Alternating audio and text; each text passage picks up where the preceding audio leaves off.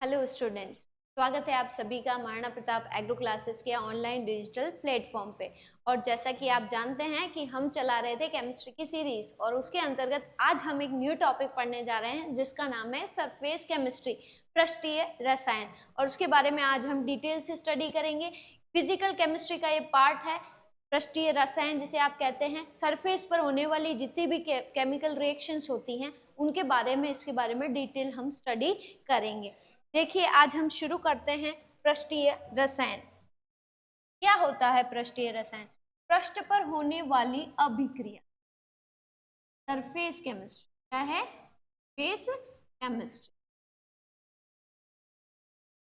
Surface chemistry ये physical chemistry का part आता है। इसे हम क्या नाम देते हैं? इसे हम नाम देते हैं पृष्ठीय रसायन, है ना। पृष्ठीय रसायन, रसायन रसायन का अर्थ ही होता है क्या? होने वाली अभिक्रियाएं, अभिक्रियाओं का अध्ययन। और कहाँ की अभिक्रियाओं का अध्ययन करते हैं? पृष्ठ पर होने वाली अभिक्रियाओं का अध्ययन करते हैं। तो अगर हम बात करें कि पृष्ठीय रसायन की डेफिनेशन क्या होनी चाहिए, तो पृष्ठीय रसायन की क्या डेफिनेशन होनी चाहिए स्टूडेंट्स? पृष्ठीय रसायन की डेफिनेशन होनी चाहिए कि रसायन विज्ञान की वह शाखा, किसकी शाखा है ये? रसायन विज्ञान की, रसायन विज्ञान की वह शाखा, रसायन विज्ञान की वह शाखा जिसके अंतर्गत, जिसके अंतर्गत पृष्ठ पर, कहाँ पर? पृष्ठ पर। पृष्ठ क्या होता है? सरफेस, है ना। जिसके अंतर्गत पृष्ठ पर होने वाली, कहाँ पर? पृष्ठ पर होने वाली विभिन्न रासायनिक अभिक्रियाओं का, विभिन्न रासायनिक अभिक्रियाओं का अध्ययन किया जाता है।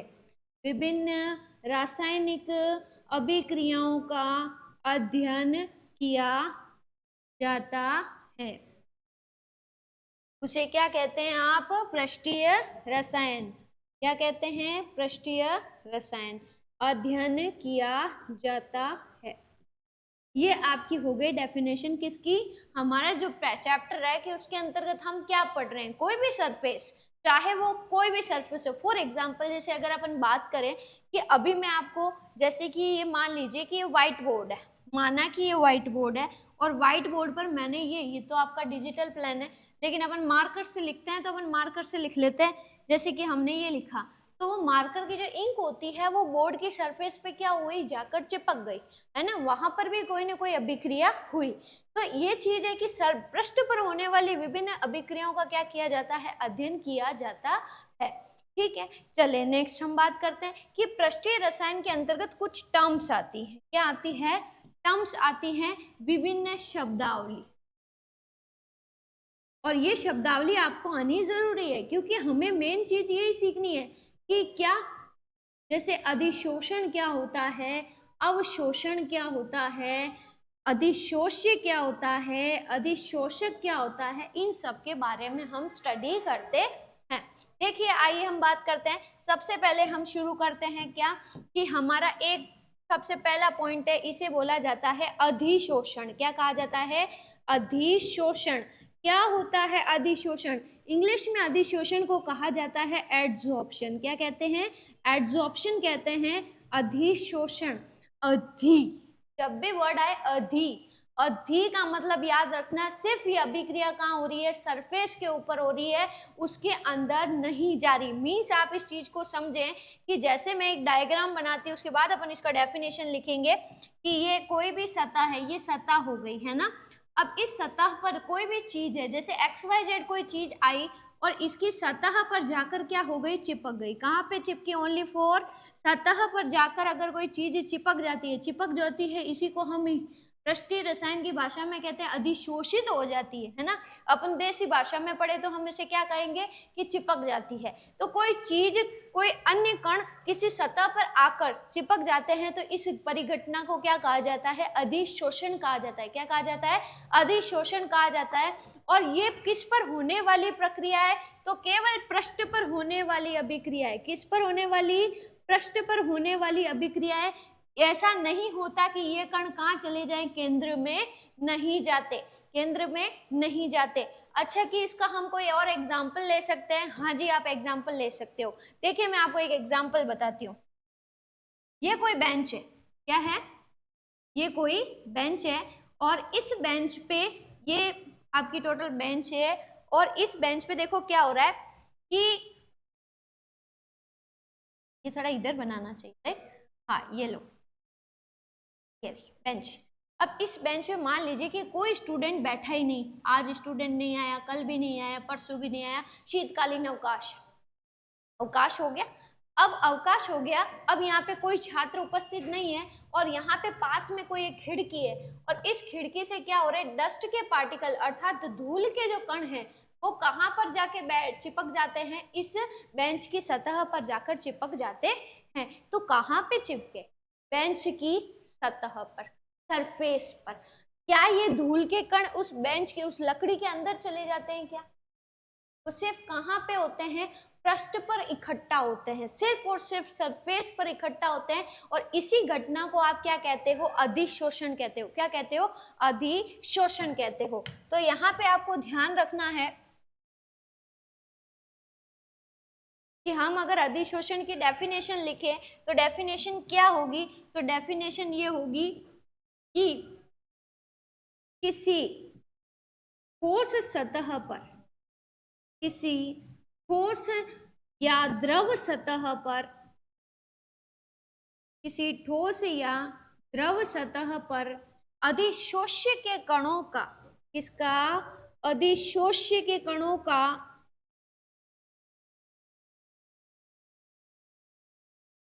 की सांद्रता में वृद्धि होना, सांद्रता में वृद्धि होना अधिशोषण कहलाता है। क्या कहलाता है, अधिशोषण कहलाता है। क्या कहलाता है, अधिशोषण कहलाता है।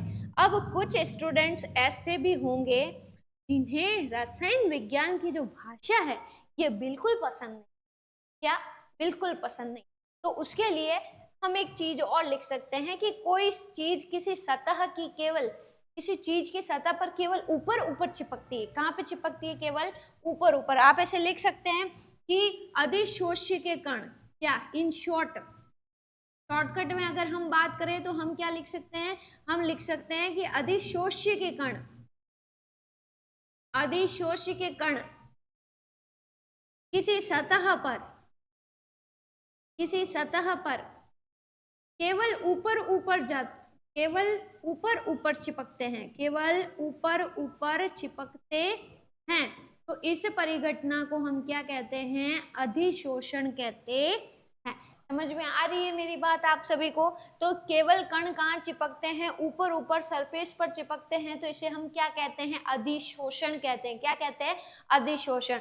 चलिए हम एक एग्जांपल और लेते हैं अधिशोषण का, जिससे आपको चीज समझ में आए कि एक बच्चा है, क्या है, एक ये बच्चा है और ये बच्चा खेल रहा है टेनिस की बॉल से। किससे खेल रहा है, टेनिस की बॉल से। और टेनिस की बॉल पे आपको पता हो तो टेनिस की बॉल कैसी होती है देखने में, तो टेनिस की जो बॉल है ये आपको, जैसे आपके ये ऊपर ऊपर ऊपर ऊपर इस तरीके से क्या होते हैं, रुई नुमा रेशे होते हैं। होते हैं कि नहीं होते हैं, रुई नुमा रेशे होते हैं। और मान लीजिए कि यहाँ पर आगे की तरफ क्या गिरा हुआ है, कहीं पे पानी गिरा हुआ है। क्या गिरा हुआ है, पानी गिरा हुआ है। अब ये क्या होगा, जैसे ये बॉल है, मान लीजिए कि ये बॉल लुढ़कते लुढ़कते कहाँ आ गई, तो ये बॉल लुढ़कते लुढ़कते कहाँ आ गई, पानी पे। अब मुझे ये बताइए कि क्या होगा, अब मुझे बताइए कि क्या होगा। ये बॉल है जिस पानी से होके गुजरी, ये बॉल जब पानी से होके गुजरी तो क्या होगा कि पानी के जो कण हैं या पानी के जो पार्टिकल्स हैं ये क्या हो जाएंगे, बॉल की सतह पर जाकर क्या हो जाएंगे, अधिशोषित हो जाएंगे या फिर चिपक जाएंगे। तो अधिशोषित हो जाएंगे, केवल ये पानी इसकी सतह पर ही रहता है, उस बॉल के अंदर नहीं जाता। टेनिस बॉल के अंदर पानी नहीं जाता। कहाँ पे पानी है, केवल सतह पर। किसको भिगो रहा है, तो उस बॉल के ऊपर जो रुई नुमा स्ट्रक्चर है उसे ये पानी क्या है, उस पे जाके चिपक गया है। तो ये किसका एग्जाम्पल है, ये एक अधिशोषण का उदाहरण है। ठीक है, ये तो हो गई एक नॉर्मल बात, ये तो हो गई एक नॉर्मल बात कि मैं आपको सिखा रही हूँ कि अधिशोषण किसे कहते हैं, तो सतह पर ऊपर ऊपर चिपकते हैं। ठीक है, अब हम बात करें किसकी, हम बात करें कि केमिस्ट्री में अगर हम कोई एग्जाम्पल लेना चाहें अधिशोषण का, तो आप एग्जाम्पल क्या ले सकते हैं। है ना। तो आप क्या करें कि आप चारकोल को, इसको चारकोल को, चारकोल तो आप सभी जानते हैं, चारकोल को मैथिलीन ब्लू के सॉल्यूशन में मिलाओ। मैथिलीन ब्लू के सॉल्यूशन में, सॉल्यूशन को कहते हैं विलियन, है ना। विलियन में मिलाने पर, विलियन में मिलाने पर, विलियन में मिलाने पर रंगहीन, रंगहीन विलियन प्राप्त होता। कैसा विलियन प्राप्त होता? रंगहीन विलियन प्राप्त होता है। ये क्या हो गया? इसमें अधिशोषण हुआ है कि मैम हमें कैसे पता चलेगा कि यहाँ अधिशोषण हुआ है? तो यहाँ पे अधिशोषण हुआ है। क्या हुआ कि ये कोई ग्लास है, माना कि ये कोई बीकर है और इस बीकर के अंदर क्या भरा हुआ है? इस बीकर के अंदर मैथिलीन ब्लू का क्या है? ब्लू सॉल्यूशन है। और इसके अंदर आपने क्या मिला दिया? तो अब चारकोल तो मैं इस व्हाइट से लिख ली हूँ, इसमें मैंने क्या मिलाया? चारकोल मिलाया। और चारकोल मिलाने के बाद उसको मिक्स करके और इस बीकर पे मैंने क्या किया? कीप की सहायता से इसको क्या कर दिया? छान दिया। क्या किया? छान दिया। और जब छाना तो नीचे जो छनित्र प्राप्त हुआ ये एक साफ पानी था। क्या था? एक साफ पानी था। कैसे हुआ ये साफ पानी? तो होता क्या है देखिए कि जब यहाँ पर चारकोल डाला जाता है, क्या डाला जाता है? चारकोल डाला जाता है, तो इस चारकोल पर मैथिलीन ब्लू के जो ब्लू रंग का जो सॉल्यूशन है वो इस चारकोल के कणों पर चिपक जाता है। और सारा का सारा कलर जब चारकोल पे चिपक जाता है और जब हम इसे छानते हैं तो छानने के बाद क्या है कि यहाँ पे छनित्र में या ऊपर की ओर क्या रह गया? या ऊपर की ओर तो पूरा का पूरा चारकोल जमा हो जाता है और उसने किसको सोख लिया था? मैथिलीन ब्लू को सोख लिया था। और नीचे जो पानी गिरता है ये पूरा का पानी, जो पानी गिरता है अर्थात कि फिल्ट्रेट, जो फिल्ट्रेट आपको प्राप्त होता है, छनित्र जिसे हम कहते हैं, तो जो छनित्र प्राप्त होता है वो क्या होता है? एक साफ पानी होता है। और ये आपका अधिशोषण का क्या है? एक अच्छा एग्जाम्पल साबित हो सकता है।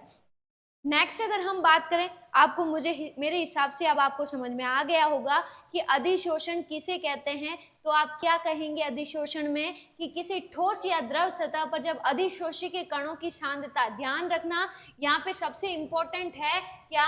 सतह पर। क्या इंपॉर्टेंट है? सतह पर अधिशोष्य के कणों की सांद्रता। एक वर्ड और आ रहा है यहाँ पे, अधिशोष्य। अधिशोष्य क्या होता है? आने वाले कण जो चिपक रहे हैं उन्हें क्या कहा जाता है? अधिशोष्य कहा जाता है। और उसकी सतह पर जब चिपक जाते हैं तो उसकी सांद्रता में, सतह पर सांद्रता में क्या हो जाती है? वृद्धि हो जाती है। तो उसे क्या कहते हैं हम? अधिशोषण कहते हैं। क्या कहते हैं? अधिशोषण कहते हैं। नेक्स्ट हम बात करते हैं अब सेकंड चीज। सेकंड चीज हमारी क्या है? सेकंड चीज हमारी है अवशोषण। क्या है? अवशोषण। चले पहले एक काम करें, हम अधिशोष्य वर्ड यूज किया है तो अधिशोष्य वर्ड भी पता कर लेते हैं कि अधिशोष्य क्या है। क्या है? अधिशोष्य क्या है? तो अधिशोष्य की अगर आप बात करें तो अधिशोष्य क्या होता है? तो किसी ठोस सतह पर,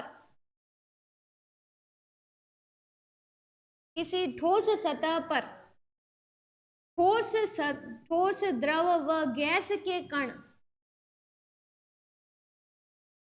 गैस के कण आकर जुड़ते हैं या आकर अधिशोषित होते हैं, आकर अधिशोषित होते हैं,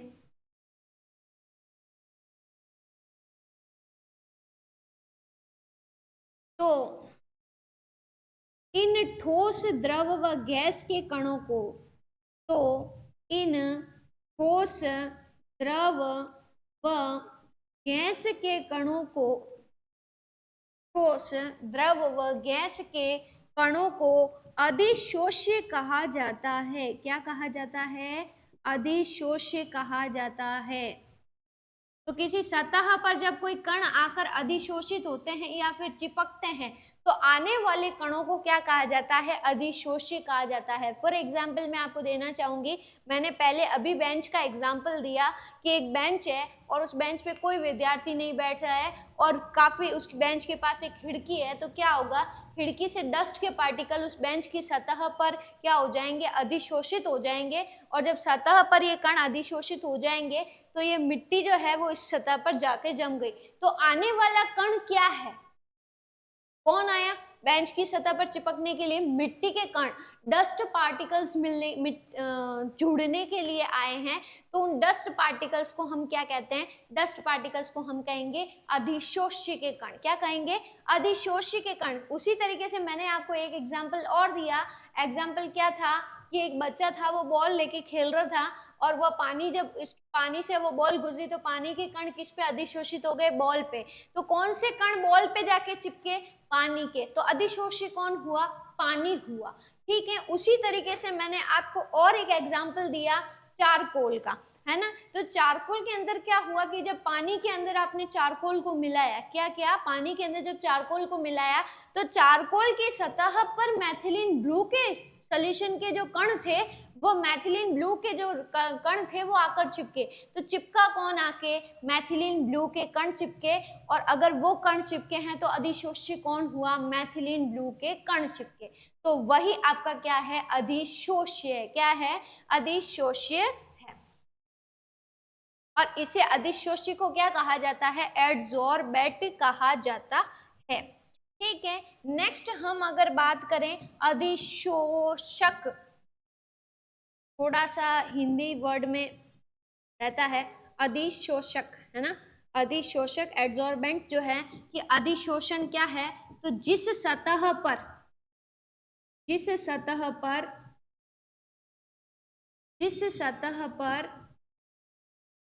अधिशोष्य के कण आकर अधिशोषित होते हैं, अर्थात जुड़ते हैं, अधिशोषित होते हैं, उन्हें अधिशोषक कहा जाता है। उन्हें क्या कहा जाता है? उन्हें अधिशोषक कहा जाता है।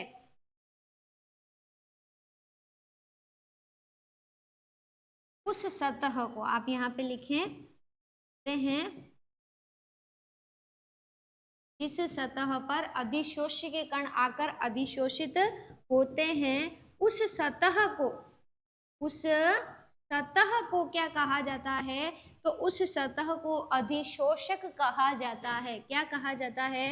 अधिशोषक कहा जाता है।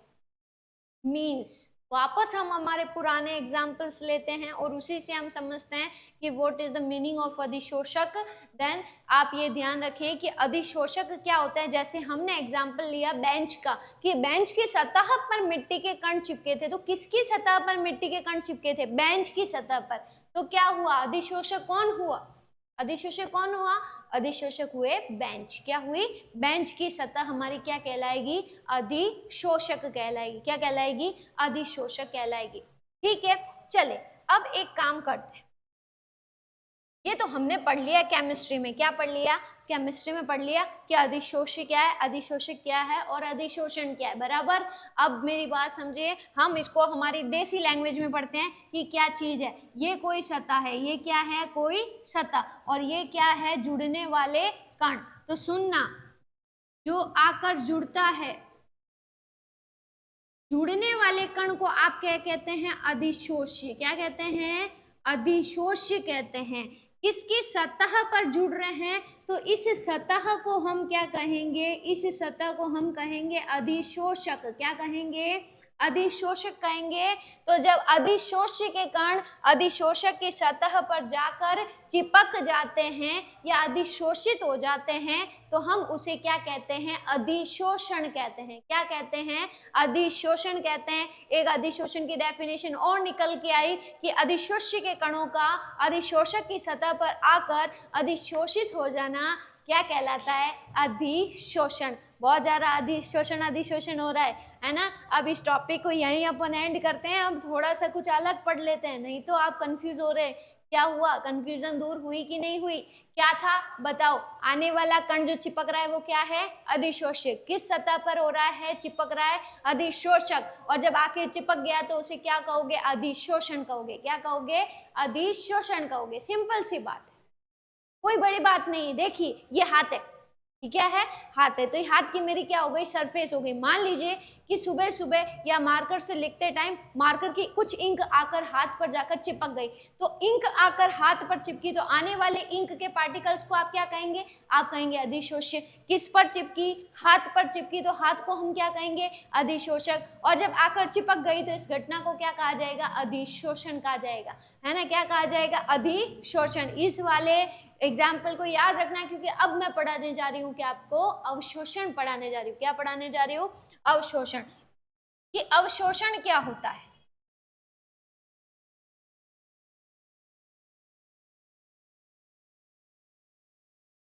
अवशोषण। देखिए अवशोषण क्या होता है, अवशोषण ये होता है कि अधिशोष्य के कणों का, किसका, अधिशोष्य के कणों का अधिशोषक की सतह पर, अधिशोषक की सतह से होते होते, सतह से होते होते, अधिशोषक की सतह से होते होते, होते होते स्थूल में प्रवेश कर, स्थूल में, स्थूल किसको कहते हैं, केंद्र को, किसको कहते हैं बेटा, केंद्र को। स्थूल में प्रवेश करने की घटना को, प्रवेश करने की घटना को क्या कहा जाता है, अधिशोषण कहते हैं। क्या कहते हैं, अधिशोषण कहते हैं। करने की घटना को अधिशोषण कहा जाता, अधिशोषण कहा जाता, ये आपका है अधिशोषण। अब देखिए समझे इस चीज को, क्या करें, आप इस चीज को समझे। ये मेरी कोई सतह है, क्या है, ये मेरी कोई सतह है, और इस सतह पर मान लीजिए कि कोई कण है, और इस सतह से आते आते वो क्या है, इस सतह से आते आते वो इसके पूरे स्थूल में समान रूप से वितरित हो गए, मतलब अंदर चले गए। एक तो है कि सतह पर चिपके, एक है कि अंदर चले गए। तो अंदर चले गए तो मतलब केंद्र की ओर या स्थूल की ओर प्रवेश कर लिया, तो उसे हम क्या कहते हैं, हम उसे कहते हैं अवशोषण। क्या कहा जाता है, अवशोषण। अवशोषण को इंग्लिश में कहा जाता है एब्जॉर्प्शन। क्या कहा जाता है, एब्जॉर्प्शन कहा जाता है। क्या कहा जाता है, एब्जॉर्प्शन कहा जाता है। अधिशोषण को क्या कहा जाता है, एडजॉर्प्शन, डी, और अवशोषण को एब्जॉर्प्शन, बी। याद रखिए, अवशोषण अधिशोषण मीन्स, आप अब ध्यान रखिए कि जो अधिशोष्य के कण हैं, क्या है, अधिशोष्य के जो कण हैं वो अधिशोषक की सतह के पास आए, लेकिन उन्होंने कहाँ पे प्रवेश कर लिया, स्थूल में प्रवेश कर एक समान रूप से वितरित होना। मीन्स क्या होता है कि अंदर प्रवेश करने के बाद ऐसा नहीं है कि सिर्फ एक ही भाग में वो उसके रहे, नहीं, उन्होंने उसके पूरे भाग में समान रूप से वितरित हुए, यूनिफॉर्मली डिस्ट्रीब्यूटेड। क्या है, यूनिफॉर्मली डिस्ट्रीब्यूटेड हुए, तो उसे हम क्या कहते हैं, तो इस प्रक्रिया को हम कहते हैं अवशोषण। क्या कहते हैं, अवशोषण कहा जाता है। चलिए, तो ये आपका था अवशोषण। केंद्र में भी प्रवेश कर लेते हैं। सांद्रता में वृद्धि जो होती है वो सतह पर ना होकर कहाँ होती है, केंद्र में होती है। कहाँ होती है, केंद्र में। अच्छा, कोई इसका एग्जाम्पल भी दिया जाए तो ये लीजिए एग्जाम्पल। और ये आपके, अगर अभी आप कुछ गलतियां करते हो या छोटे बच्चे हो तो ये आपके लिए बहुत काम की चीज। काम की चीज क्या है, देखिए, आप ये मान लीजिए कि एक बच्चा है जिसका नाम है सोनू। क्या नाम है, सोनू है। और इस सोनू ने ये खेल रहा था, और खेलते खेलते ये किचन में चला गया, और किचन में ये जब बॉल खेल रहा था तो एक जो तेल की जो डब्बा था, वो तेल का डब्बा गिर गया। कहाँ गिर गया, आंगन में गिर गया। अब पूरा तेल बिखर गया। अब अगर उस जगह ये क्या करेगा, पोछा लगाएगा, तो पूरे तेल जो है वो पूरे पूरे आंगन में क्या हो जाएगा, यूनिफॉर्मली डिस्ट्रीब्यूट हो जाएगा, पूरा चिकना हो जाएगा, और पता लग जाएगा मम्मी को कि क्या हुआ, कि यहाँ पे तो तेल गिरा हुआ है, मीन सोनू ने तेल गिराया है। अब सोनू नहीं चाहता, सोनू नहीं चाहता कि मम्मी को पता चले, तो सोनू क्या करेगा, सोनू करेगा क्या, अवशोषण। अगर उसको पता है तो सोनू अवशोषण का प्रयोग करेगा। अच्छा, सोनू कैसे यूज करेगा, ये देखो, ये है हमारा ऑयल। क्या है, ये ऑयल बिखरा हुआ है, और इस ऑयल पर सोनू क्या करेगा, एक कॉटन बॉल रखेगा। क्या करेगा, एक कॉटन बॉल रखेगा, अर्थात रुई की बॉल, मतलब रुई उठाई और रुई को उठाने के बाद रुई को क्या कर दिया, बिल्कुल बॉल बना दी और इस बॉल को रख दिया इसने इसके तेल के ऊपर रख दिया। अब रुई की बॉल की प्रॉपर्टी होती है कि वो सारी चीजों को क्या करेगी, अंदर तक सोख लेगी और सारा का सारा ऑयल जो होगा वो किसके अंदर इकट्ठा हो जाएगा।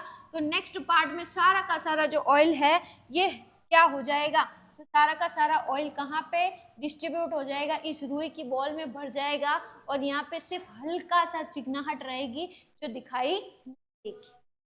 मीन्स रुई की बॉल ने अधिशोष्य के कणों का, अधिशोष्य यहाँ पे कौन है, यहाँ अधिशोष्य है तेल, कौन है, तेल है, और अधिशोष्य के कणों को क्या किया, अपने अंदर क्या कर लिया, इकट्ठा कर लिया।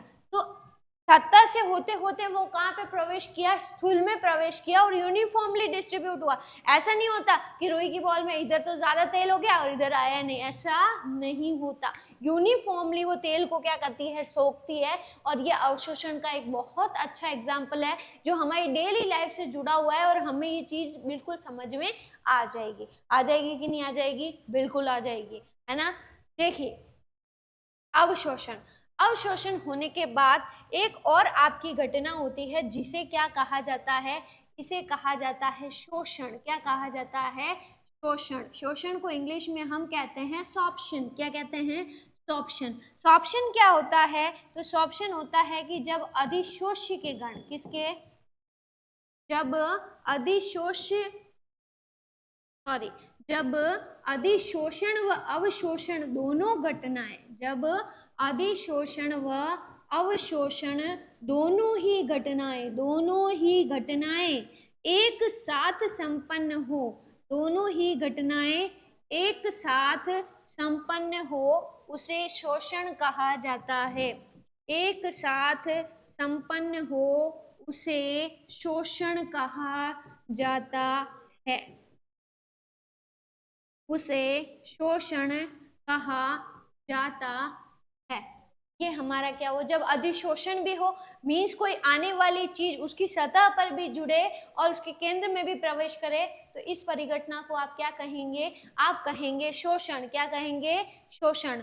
अब एक टर्म और आती है जिसे हम कहते हैं विशोषण। क्या कहते हैं, विशोषण कहते हैं। क्या कहते हैं हम इसे, विशोषण। विशोषण को इंग्लिश में कहा जाता है डिसॉर्प्शन। क्या कहा जाता है, डिसॉर्प्शन कहा जाता है। और डिसॉर्प्शन क्या होता है कि जुड़े हुई चीज को हटाने की प्रक्रिया क्या कहलाती है, विशोषण कहलाती है। मीन्स समझना, ये हाथ था और ये हाथ था और इस पे क्या गिराई हमने, इंक गिराई और इंक आकर चिपक गई। अब इस इंक को हम क्या कर रहे हैं, हटा रहे हैं। तो जो चीज आकर जुड़ी, अर्थात अधिशोष्य के कण जो आके जुड़े, तो उनको हमने हटाया है। तो हटाने की जो घटना है उसे क्या कहा जाएगा, विशोषण कहा जाएगा। क्या कहा जाएगा, विशोषण कहा जाएगा। तो समझिएगा ध्यान से कि अधिशोषित या अधिशोष्य के कणों को, किसको, अधिशोष्य के कणों का अधिशोषक की सतह पर, अधिशोषक की सतह से हटाने की परिघटना, सतह से हटाने की परिघटना, सतह से हटाने की परिघटना, हटाने की परिघटना विशोषण कहलाती है, विशोषण कहलाती है। हटाने की परिघटना विशोषण कहलाती है। सेम टू सेम अभी तो डिजिटल बोर्ड आ गए, पहले अपना थोड़ा सा टाइम पहले, कुछ 4-5 साल पहले जो कोरोना था उससे पहले हमारे ट्रेंड चल रहा था व्हाइट बोर्ड का। व्हाइट बोर्ड पे मैंने ब्लैक मार्कर से लिखा और लिखने के बाद कि ये कंप्लीट हो गया, चले इसे हटाएं, तो डस्टर से हम उसे क्या कर लेते हैं, हटा देते हैं। तो अधिशोष्य के कण कौन थे, मार्कर की इंक। अधिशोष्य की सतह क्या थी, हमारा बोर्ड, और डस्टर ने उसको क्या करा, हटा दिया। तो हटाने की जो घटना है उसे क्या कहा जाता है, तो हटाने की घटना को विशोषण कहा जाता है। तो ये आपकी कुछ टर्मिनोलॉजी है जो किस में काम आती है, पृष्ठीय रसायन में काम आती है, कि मोस्ट ऑफ द स्टूडेंट्स इसमें कंफ्यूज हो जाते हैं कि व्हाट इज द, क्या आपका अधिशोषण है और क्या आपका अवशोषण है। ठीक है, नेक्स्ट हम बात करते हैं कि जो ये आपका अधिशोषण है ये कितने प्रकार का होता है, या फिर हम बात करें कितने टाइप का होता है। तो टाइप की अगर हम बात करें तो चले शुरू करते हैं। टाइप ऑफ एड्सॉर्प्शन, अधिशोषण के प्रकार। अधिशोषण के प्रकार,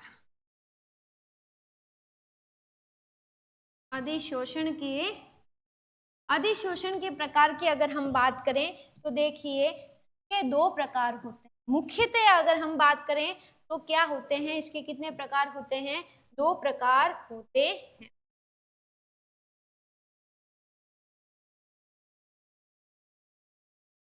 ठीक है, देखिए दो प्रकार कौन कौन से होते हैं। सबसे पहला प्रकार होता है जिसे हम कहते हैं भौतिक अधिशोषण। क्या कहते हैं, भौतिक अधिशोषण कहते हैं। सुनिए ध्यान से, भौतिक अधिशोषण और एक होता है रासायनिक अधिशोषण। भौतिक अधिशोषण और एक होता है रासायनिक अधिशोषण। रासायनिक अधिशोषण, ठीक है। भौतिक अधिशोषण को क्या कहा जाता है, भौतिक अधिशोषण को कहा जाता है फिजिकल एड्सॉर्प्शन। क्या कहा जाता है, फिजिकल एड्सॉर्प्शन कहा जाता है। फिजिकल एड्सॉर्प्शन कहा जाता है। रासायनिक अधिशोषण को हम किस नाम से जानते हैं, केमिकल एड्सॉर्प्शन के नाम से जानते हैं। अच्छा, की बात यह है कि अब ये दोनों क्या चीज है, समझिए ध्यान कि अधिशोषण भी दो प्रकार का हो रहा है, एक भौतिक हो रहा है और दूसरा क्या हो रहा है, रासायनिक। भौतिक अधिशोषण का मीन्स क्या होता है, सबसे पहले अगर हम इनमें डिफरेंस की बात करें तो भौतिक अधिशोषण या फिजिकल एड्सॉर्प्शन के अंदर जो बॉन्ड फॉर्म होते हैं वो वॉन्डरवॉल फोर्सेस के थ्रू बनते हैं, वॉन्डरवॉल बंध बनते हैं, है ना। और केमिकल एड्सॉर्प्शन के अंदर या रासायनिक अधिशोषण के अंदर जो बंध होते हैं ये रासायनिक बंध होते हैं। रासायनिक बंधों में कौन कौन से बंध आते हैं, ionic bond, covalent bond, coordinative covalent bond and metallic bond. आयनिक बंध, सहसंयोजक बंध, उपसंयोजक बंध और क्या धात्विक बंध होता है। और नॉर्मल बॉन्ड जिसे हम भौतिक बंध भी कहते हैं, जिसे हम वॉन डेर वाल और हाइड्रोजन बॉन्ड को इस कैटेगरी के अंदर रखते हैं, है ना। तो देखिए सबसे पहले हम बात करते हैं किसकी, पल की बात करें तो यह वॉन डेर वाल बंधों द्वारा, यह वॉन डेर वाल बंधों द्वारा जुड़ते हैं। कि अधिशोष्य के जो कण हैं वो अधिशोषक की सतह पर किस प्रकार के बंधों द्वारा जुड़ते हैं, तो वॉन डेर वाल बंधों द्वारा जुड़ते हैं। ठीक है, जबकि रासायनिक अधिशोषण के अंदर क्या होता है कि अधिशोष्य के कण अधिशोषक की सतह पर रासायनिक बंधों के द्वारा जुड़ते हैं, रासायनिक बंधों द्वारा जुड़ते। नेक्स्ट हम डिफरेंस की बात करें तो ये बंध जो है आपको पता है ये दुर्बल बंध है। यह दुर्बल बंध होने के कारण, यह दुर्बल बंध द्वारा जुड़े रहने के, बंधों द्वारा जुड़े होने के कारण उत्क्रमणीय प्रकृति के होते हैं, होने के कारण उत्क्रमणीय प्रकृति के होते हैं। उत्क्रमणीय प्रकृति किसे कहते हैं, रिवर्सिबल प्रोसेस, है ना। उत्क्रमणीय प्रकृति के होते मीन्स क्या हुआ, उत्क्रमणीय का मतलब कोई बड़ी टर्म नहीं है कि अगर कोई चीज जुड़ी है तो उसे आसानी से हटाया जा सकता है बिना ज्यादा एक्सटर्नल एफर्ट लगाए। ठीक है, तो हम बात करते हैं दूसरे पॉइंट की, तो यहाँ पर यह प्रबल बंधों द्वारा, यह प्रबल बंधों द्वारा जुड़े होने के कारण, यह प्रबल बंधों द्वारा जुड़े होने के कारण, जुड़े होने के कारण, यह प्रबल बंधों द्वारा जुड़े होने के कारण अनुत्क्रमणीय प्रकृति के होते हैं, अनुत्क्रमणीय प्रकृति के होते हैं। अनुत्क्रमणीय प्रकृति के होते हैं। ये इरिवर्सिबल प्रोसेस है और केमिकल एड्सॉर्प्शन आपका इरिवर्सिबल प्रोसेस है, फिजिकल एड्सॉर्प्शन आपका रिवर्सिबल प्रोसेस है। मींस अगर फिजिकल एड्सॉर्प्शन हुआ है तो क्या होगा कि उस चीज को आसानी से विशोषित मींस डिसॉर्प्शन किया जा सकता है, बट अगर केमिकली वो चीज किसी के साथ जुड़ गई है तो वो इतनी आसानी से हटाई नहीं जा सकती है। नेक्स्ट हम इसके अंदर मेन डिफरेंस की बात करें तो मेन डिफरेंस आपका क्या है, तो इसका मेन डिफरेंस है कि यह प्रारंभ में तीव्र यह यूनिफॉर्मली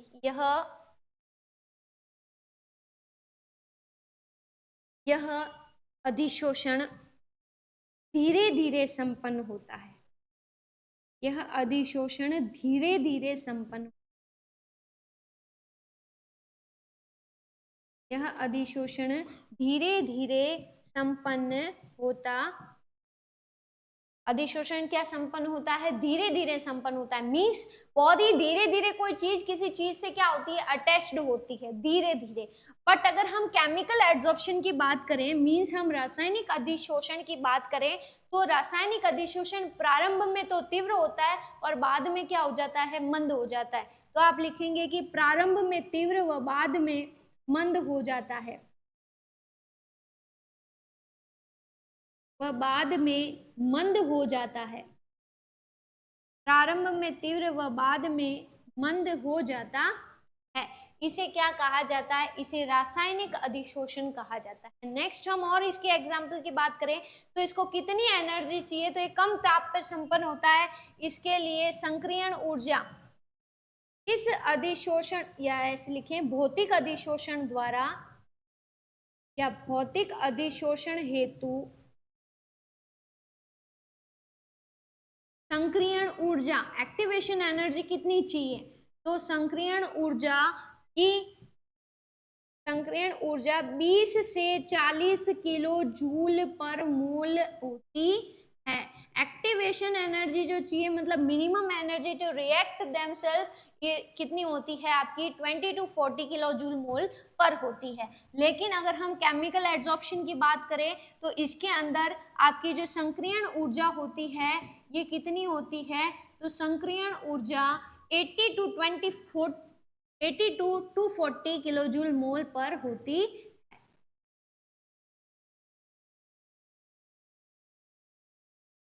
संक्रियण ऊर्जा भी एक बहुत अच्छा चीज है कि आपको कि कब वो दोनों एक दूसरे से रिएक्ट करेंगे या फिर जुड़ेंगे, तो मिनिमम एनर्जी ऑफ कितनी उसकी रिक्वायरमेंट है उसे हम क्या कहते हैं, एक्टिवेशन एनर्जी या फिर कहा जाता है संक्रियण ऊर्जा, है ना। नेक्स्ट हम बात करते हैं, देखिए कि इसके अंतर्गत एक और है कि इसमें अधिशोषी परतों का निर्माण होता है। क्या है, इस अधिशोषण में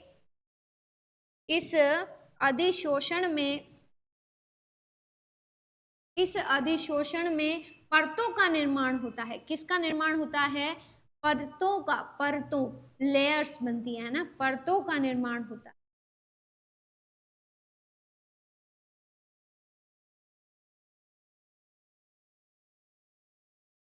लेकिन अगर हम केमिकल एड्सॉर्प्शन की बात करें तो रासायनिक अधिशोषण में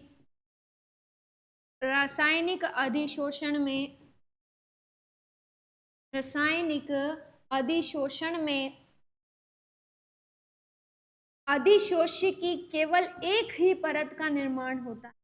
अधिशोष्य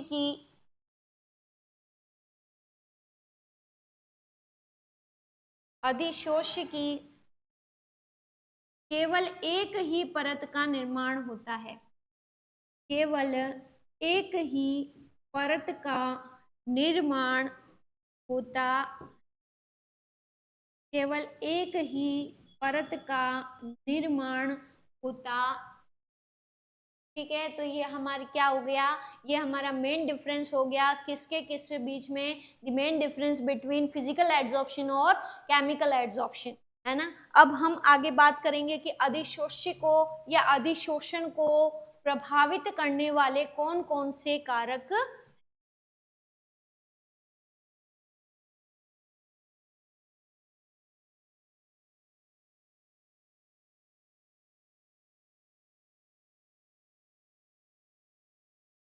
तो आइए हम बात करते हैं वापस अगेन कि अधिशोषण हमारा हो गया, अधिशोष्य हो गया, अधिशोषक हो गया, अवशोषण हो गया, शोषण हो गया, विशोषण हो गया।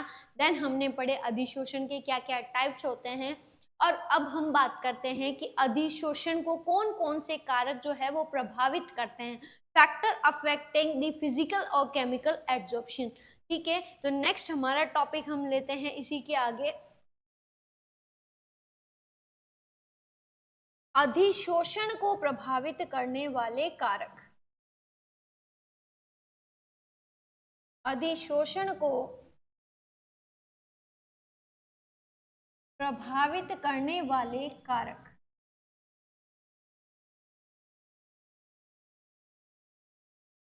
क्या कहते हैं इसे हम कहेंगे factors affecting, factors affecting, factors affecting rate of adsorption, rate of adsorption, factors affecting rate of adsorption. कौन कौन से कारक हैं जिसकी वजह से या तो अधिशोषण कह सकते हैं तीव्र होता है, मंद होता है, या फिर कम होता है, या फिर ज्यादा होता है। तो किन किन कारणों की वजह से अधिशोषण चेंज हो सकता है, तो उसके बारे में हम बात करते हैं। सबसे पहले हम बात करते हैं अधिशोष्य की प्रकृति। क्या बात करेंगे? अधिशोष्य की प्रकृति, अधिशोष्य की प्रकृति, नेचर ऑफ एड्सॉर्बेंट। देखिए सिंपल सी बात है कि अधिशोषण कब ज्यादा होगा, तो नॉर्मल सी देखी जाती है कि यहाँ पर बात आ रही है कि जुड़ने वाला कण कौन सा है। क्या पानी आके जुड़ रहा है, सॉरी द्रव आके जुड़ रहा है, ठोस आके जुड़ रहा है, या गैस आके जुड़ रहा है। तो मोस्ट ऑफ द केस में ये देखा गया कि ठोस की अपेक्षा द्रव व गैस का अधिशोषण जो होता है वो क्या होता है, अधिक होता है। तो अधिशोषण की प्रकृति की हम अगर बात करें, तो अधिशोष्य की अगर हम बात करें तो यहाँ पे है कि ठोस की अपेक्षा, किसकी अपेक्षा, ठोस की अपेक्षा द्रव व गैसों का अधिशोषण, द्रव व गैसों का अधिशोषण अधिक होता, अधिक होता। ठीक है, ये हो गया दूसरा कारण, या दूसरा अगर हम कहें फैक्टर, दूसरा फैक्टर आपका कौन सा है, दूसरा फैक्टर है हमारा, दूसरा फैक्टर हमारा है वो है अधिशोषक का पृष्ठीय क्षेत्रफल, अधिशोषक का पृष्ठीय क्षेत्रफल, अधिशोषक का पृष्ठीय क्षेत्रफल। अधिशोषक के पृष्ठीय क्षेत्रफल को हम कहेंगे क्या, surface area of, surface area of adsorbent, adsorbent, surface area of adsorbent. अब पृष्ठीय क्षेत्रफल का अधिशोषण से भी कोई लेना देना हो सकता है? यस, बिल्कुल हो सकता है। क्या हो सकता है, सुनिए मेरी बात ध्यान से, कि अगर आपको मैं दो चीज बोल रही हूँ, एक मैंने लिया सोनू को और एक मैंने लिया मोनू को। केमिस्ट्री की कहानी के दो ही हीरो हैं, एक है सोनू और एक है मोनू।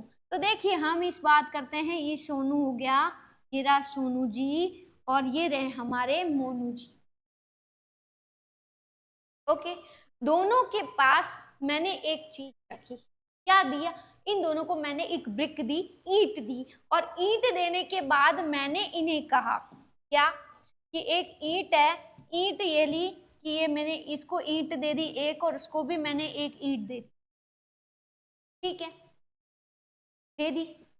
अब ईंट देने के बाद मैंने इन सोनू जी और मोनू जी को क्या बोला कि इस ईंट के ऊपर आपको कलर करना है, क्या करना है, कलर करना है, और जो सबसे ज्यादा ईंट पे कलर कर पाएगा अच्छे से, तो उसको, या कलर की मात्रा ज्यादा होगी तो या कह सकते हैं कि ईंट का संपूर्ण भाग जो है वो रंगित हो जाए, अर्थात सारा का सारा ईंट जो है वो कलर्ड हो जाए। तो ऐसा आपको कुछ, ठीक है।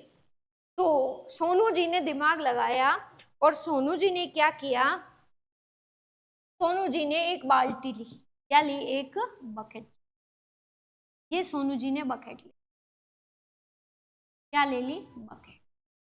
और इस बकेट में उन्होंने कलर रंग डाल दिया, क्या डाला, कलर डाल दिया। और ये हमने, सोनू जी ने कलर डाला है, ये कलर डाला।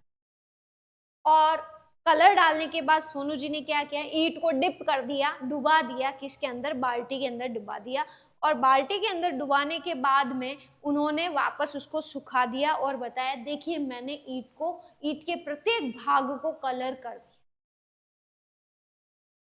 और वहीं दूसरी ओर मोनू जी ने क्या किया, इस ईंट के टुकड़े टुकड़े कर दिए, क्या कर दिए, टुकड़े टुकड़े करके उसका बारीक पाउडर अर्थात उसे चूर्ण रूप में परिवर्तन कर दिया। और बिल्कुल बारीक टुकड़े होने के बाद इसके ऊपर कलर डाल दिया। अब मुझे आप बताएं कि सबसे ज्यादा कलर या ईंट के प्रत्येक भाग पर, प्रत्येक कण पे जो कलर किया वो सोनू जी ने किया या मोनू जी ने किया, किसने किया, मोनू जी ने किया।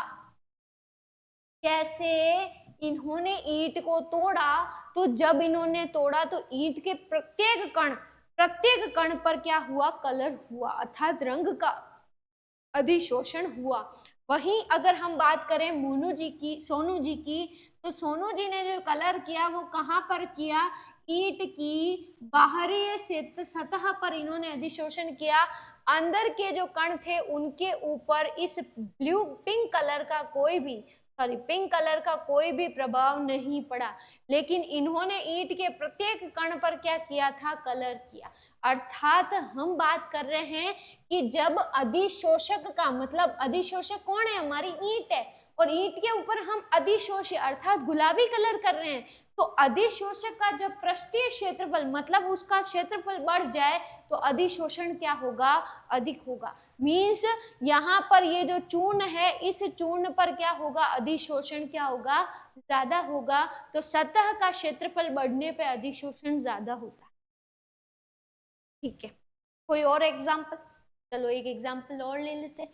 ठीक है, एक एग्जाम्पल और ले लेते हैं कि जैसे हमारे पास एक फोन है और इस फोन को मैंने क्या किया, उसी कक्षा की, जो अभी अपन अधिशोषण पढ़ रहे थे, उसी कक्षा की उस बेंच पे रख के और मैं भूल गई और मैं चली गई छुट्टियों में। अब जो फोन है, इस फोन की सतह कितनी है, इतनी ही, बस यही सतह है, यही सतह है। अब देखिए कि जो डस्ट के जो पार्टिकल आए, मिट्टी के जो कण आए, वो बेंच पे पड़े हुए फोन पे गिरे, तो फोन के ऊपर तो मिट्टी के कण कहाँ पे गिरेंगे, ओनली फॉर इतनी सी जगह पे। लेकिन बेंच की सतह क्या है, बहुत ज्यादा, बेंच तो इतनी सारी लंबी है और इतनी सारी चौड़ी है, तो इतनी लंबी और इतनी चौड़ी बेंच पर मिट्टी के कण ज्यादा चिपकेंगे या फोन पे ज्यादा चिपकेंगे, मिट्टी के कण ज्यादा चिपकेंगे किस पे, बेंच पे। क्यों, क्योंकि बेंच क्या है, सतही क्षेत्रफल उसका क्या है, अधिक है। तो ये हमारा क्या था, ये हमारा था कि अधिशोषक का पृष्ठीय क्षेत्रफल। तो आप यहाँ पे क्या लिखेंगे, आप यहाँ पे इन शॉर्ट अगर हम लिखना चाहें तो हम क्या लिखेंगे, तो हम यहाँ पे लिखेंगे कि अधिशोषण जो है ये समानुपाती होता है या प्रोपोर्शनल होता है अधिशोषक के पृष्ठीय क्षेत्रफल के, किसके, अधिशोषक के पृष्ठीय क्षेत्रफल के बराबर होता है। जितना ज्यादा क्षेत्रफल होगा उतना ज्यादा क्या होगा, अधिशोषण होगा। Adsorption is proportional to surface area of adsorbent. Next हम बात करें तो वो है हमारा ताप का प्रभाव, ताप का प्रभाव, ताप का प्रभाव, इफेक्ट ऑफ टेम्परेचर। क्या टेम्परेचर भी इफेक्ट करता है, यस, टेम्परेचर भी इफेक्ट, ताप का इफेक्ट ऑफ टेम्परेचर। टेम्परेचर की अगर हम बात करें, ताप के प्रभाव की अगर हम बात करें, तो यहाँ पर हमको दोनों और विपरीत चीजें देखने को मिलती है। विपरीत चीजें क्या देखने को मिलती है, तो यहाँ पर ध्यान रखिएगा आप कि भौतिक अधिशोषण, भौतिक अधिशोषण ताप में वृद्धि के साथ, ताप में वृद्धि के साथ घटता है। वहीं दूसरी ओर, वहीं दूसरी ओर रासायनिक अधिशोषण, वहीं दूसरी ओर रासायनिक अधिशोषण ताप में वृद्धि के साथ, ताप में वृद्धि के साथ पहले बढ़ता है, बाद में घटता, पहले बढ़ता है, बाद में घटता। क्या देखा गया, यहाँ पे मैं भौतिक अधिशोषण और रासायनिक अधिशोषण की बात करूंगी कि क्या देखा गया। तो ये देखा गया कि जो भौतिक अधिशोषण है, जैसे जैसे तापमान बढ़ रहा है वैसे वैसे घट रहा है, जिसमें x by M on y axis, x by M होती है हमारी अधिशोषण की मात्रा, अर्थात कितनी चीज आकर जुड़ी है, अधिशोषण की मात्रा। और यहाँ पे t है on x axis, t is called तापमान। तो ये किसका हो गया, ये हमारा हो गया भौतिक अधिशोषण, ताप में वृद्धि के साथ क्या होता है, घटता है। वहीं दूसरी ओर ये पाया गया कि x बाय एम का जो मान है वह ताप में वृद्धि के साथ पहले बढ़ता है, बाद में घटता। ये हमारा क्या हुआ, रासायनिक अधिशोषण। बहुत क्वेश्चन इस पे पूछे जा चुके हैं, तो ये चीज आपकी थोड़ी सी इम्पोर्टेंट है, आप रखना है। चाहे आप कोई भी कंपटीशन एग्जाम्स की तैयारी करो, आपको ये चीज ध्यान रखनी है। चले नेक्स्ट एक लास्ट अपन और कर लेते हैं, वो होता है दाब का प्रभाव। का प्रभाव, दाब का प्रभाव, इफेक्ट ऑफ प्रेशर, दाब का प्रभाव, इफेक्ट ऑफ टेम्परेचर।